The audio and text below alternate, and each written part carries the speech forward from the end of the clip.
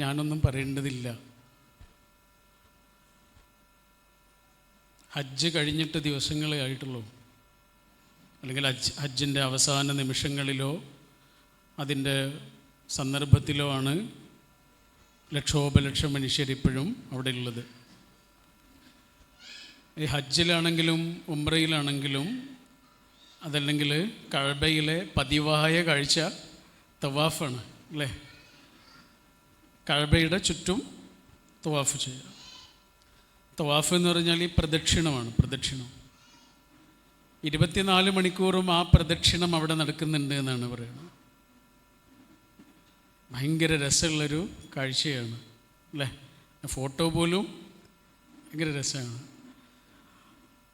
ആയിരക്കണക്കിനോ ലക്ഷക്കണക്കിനോ വരുന്ന മനുഷ്യരാണ് ഈ തവാഫ് ചെയ്തുകൊണ്ടിരിക്കുന്നത്. ആ തവാഫ് അത്രയും ഭംഗിയുള്ളതാകാനുള്ള കാരണം എന്താണെന്നറിയോ? ആ തവാഫ് അത്രയും ഭംഗിയുള്ളതാവാനുള്ള കാരണം അവർക്കൊരു ലക്ഷ്യമുണ്ട് എന്നുള്ളതാണ്. ആ ലക്ഷ്യം അവരുടെ സെൻറ്ററിലുള്ള കഅബയാണ് അല്ലേ? ലക്ഷ്യം എന്നുള്ളതിന് നമ്മൾ പറയുന്ന വാക്കാണ് ഖിബില. അങ്ങനെ ഒരു കഅബ ആ നടുവിലില്ല എന്ന് വിചാരിക്കുക.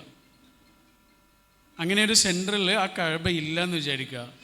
അത്ര ഭംഗിയായിട്ട് ആളുകൾക്ക് പ്രദക്ഷിണം ചെയ്യാൻ കഴിയില്ല. പല ആളുകളും പല വഴിക്ക് അങ്ങനെ പോവും. ശരിയല്ലേ? പല ആളുകൾ പല വഴിക്ക് പോവും. കാരണം അവർക്ക് ലക്ഷ്യം വെക്കാനൊരു കേന്ദ്രമില്ലാതെ പോവും. നമ്മുടെ നാട്ടിലെ ഏറ്റവും വലിയ നദികളിലൊരു നദിയാണ് ഗംഗാ നദി അല്ലേ? നമ്മുടെ ഹൈന്ദവ സഹോദരങ്ങൾക്ക് പുണ്യനദിയാണ് ഗംഗ. ഗംഗയുടെ പ്രത്യേകത അതിങ്ങനെ പരന്നൊഴുകുന്ന നദിയാണ്, വീതിയാണ്. പരന്നൊഴുകുന്ന നദിയാണ് ഗംഗ. പക്ഷേ ഈ പരന്നൊഴുകുന്ന ഗംഗാ നദി ഒരു സ്ഥലത്തെത്തുമ്പോൾ ഈ പരന്നൊഴുകുന്ന സ്വഭാവം മാറ്റിയിട്ട് അതിങ്ങനെ ചുരുങ്ങി ചുരുങ്ങി ചുരുങ്ങി ഒരു പുഴ പോലെ, ചെറിയ ഒരു നമ്മുടെയൊക്കെ നാട്ടിലുള്ള പുഴ പോലെ ഒഴുകാൻ തുടങ്ങും. ആ നാട്ടിലെത്തുമ്പോൾ ഗംഗാ നദിയുടെ പേരും മാറും. ഗംഗാ നദി എന്നല്ല അവിടെ പേരും മാറി, രൂപവും മാറി, ഒക്കെ മാറി. കേട്ടിട്ടുണ്ടോ അത്? ഏത് നാടാണെന്ന് കേട്ടിട്ടുണ്ടോ? അറിയോ? ബംഗാൾ. ബംഗാളിലെത്തുമ്പോൾ ഗംഗാ നദിയുടെ വീതി കുറയും. ബംഗാളിലെത്തുമ്പോൾ ഗംഗയുടെ പേര് ഹൂഗ്ലി എന്നാണ്. ഹൂഗ്ലി എന്ന് കേട്ടിട്ടില്ലേ? ഹൂഗ്ലി ഗംഗയാണ്. പേര് മാറാനുള്ള കാരണം ആൾ മാറി, സ്വഭാവം മാറി. ഇങ്ങനെ പരന്നൊഴുകിയിരുന്ന ഗംഗ ചുരുങ്ങി ചുരുങ്ങി ചുരുങ്ങി ഒഴുകാനൊരു കാരണമുണ്ട്. മറ്റൊന്നുമല്ല, ബംഗാളിലെത്തുമ്പോൾ അതിനൊരു ലക്ഷ്യമുണ്ട്. ആ ലക്ഷ്യത്തിൻ്റെ പേര് ബംഗാൾ ഉൾക്കടൽ എന്നാണ്. ബംഗാൾ ഉൾക്കടലിൽ ചെന്ന് ലയിക്കാനുള്ള സമയമായി. ലക്ഷ്യമില്ലാത്ത ഒരാൾക്ക് എങ്ങനെ ഒഴുകാം? അതുകൊണ്ടാണ് പരന്നൊഴുകിയത് അത്രയും നേരം. പക്ഷേ ലക്ഷ്യമുള്ള ഒരാൾക്ക് പരന്നൊഴുകാൻ പറ്റില്ല, എന്തേലും ചെയ്യാൻ പറ്റില്ല. അയാൾക്ക് ചെയ്യാനൊരു കാര്യമുണ്ട്, അയാൾക്ക് നിർവഹിക്കാനൊരു ദൗത്യമുണ്ട്, ചെയ്തു തീർക്കാനൊരു മിഷനുണ്ട്, കാണുന്നൊരു കിനാവുണ്ട്.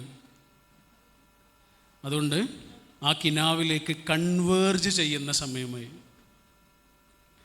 ഇനി നിങ്ങൾ വെറുതെ ആലോചിച്ച് നോക്കൂ, ലക്ഷ്യമില്ലാത്ത ഒരാളെക്കുറിച്ച് ആലോചിച്ച് നോക്കൂ. ലക്ഷ്യമില്ലാത്ത, സ്വപ്നങ്ങളില്ലാത്തൊരു കുട്ടിയെക്കുറിച്ച് ആലോചിച്ച് നോക്കൂ. അവൻ എന്തിലും ചെന്ന് വീഴും, അവൻ എവിടെയും ചെന്ന് വീഴും, അവൻ ആരിലും ചെന്നു പെടും. കാരണം എന്താ? അവനൊരു എയിമില്ല എന്നുള്ളതുകൊണ്ട്. കഅബ എന്ന ഒരു കേന്ദ്രം അവിടെ ഇല്ല എങ്കിൽ അത്രയും ഭംഗിയായി ആളുകൾക്ക് തവാഫ് ചെയ്യാൻ കഴിയില്ല. കാരണം അവർക്കൊരു ലക്ഷ്യസ്ഥാനമില്ല. അവരങ്ങനെ പരന്ന് പരന്ന് പ്രദക്ഷിണത്തിൻ്റെ എല്ലാ ഭംഗിയും നഷ്ടപ്പെടും.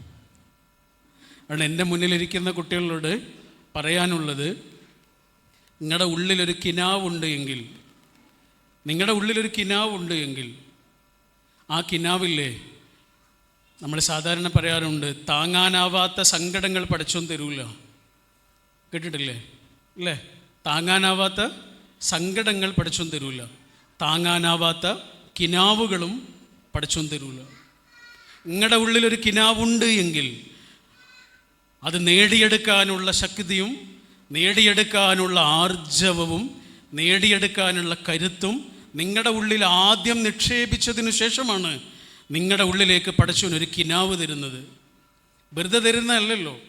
എന്തേ ആ കിനാവ് വേറൊരാൾക്ക് കൊടുക്കാതിരുന്നത്? ഒരു സ്വപ്നം വേറൊരാൾക്ക് കൊടുക്കാതിരുന്നത് എന്തുകൊണ്ടാടാ? വേറൊരാളുടെ ഉള്ളിലുണ്ടായൊരു സ്വപ്നം നിങ്ങളുടെ ഉള്ളിൽ ഇല്ലാതിരുന്നത് എന്തുകൊണ്ടാണടാ? അതിൻ്റെ കാരണം അത്രയേ ഉള്ളൂ. നിങ്ങൾക്ക് താങ്ങാൻ കഴിയുന്നൊരു സ്വപ്നമാണ് നിങ്ങൾക്ക് തന്നിട്ടുള്ളത്. അതുകൊണ്ട് ഞാനെൻ്റെ വാക്കുകൾ ചുരുക്കുകയാണ്.